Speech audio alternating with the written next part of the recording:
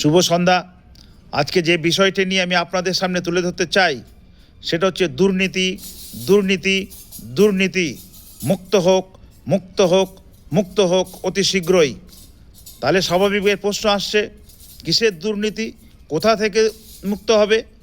সেটা হচ্ছে, আপনারা জানেন পশ্চিমবাংলার বিভিন্ন প্রান্তে, গ্রামে এবং অঞ্চলে এবং ব্লকে সমবায় ব্যাংকগুলো আছে। সেই সমবায় ব্যাংকগুলো আজকে অনেক বন্ধ হওয়ার পথে। সমবায় ব্যাংক আজকে অচল অবস্থায় পৌঁছেছে এবং কোনো ব্যাংক অলরেডি বন্ধ হয়ে গেছে এবং সাধারণ মানুষের যে গচ্ছিত টাকা আছে সেই টাকা ওরা ফিরে পাচ্ছে না। এই ব্যাংকগুলি চালাতো গত সরকারের যে সমস্ত পোষিত রাজনৈতিক নেতা কর্মীরা ছিল, তারা সমবায় ব্যাংকের পদগুলো অলংকৃত করে থাকতো।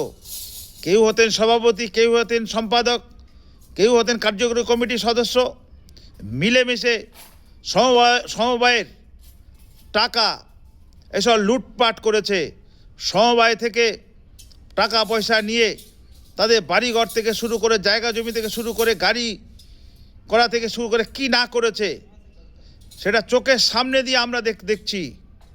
এই বিষয়ে আমি সংশ্লিষ্ট দপ্তরের মন্ত্রী এবং এমএলএদের বলবো, যারা এই সমবায়ের টাকা লুট করেছে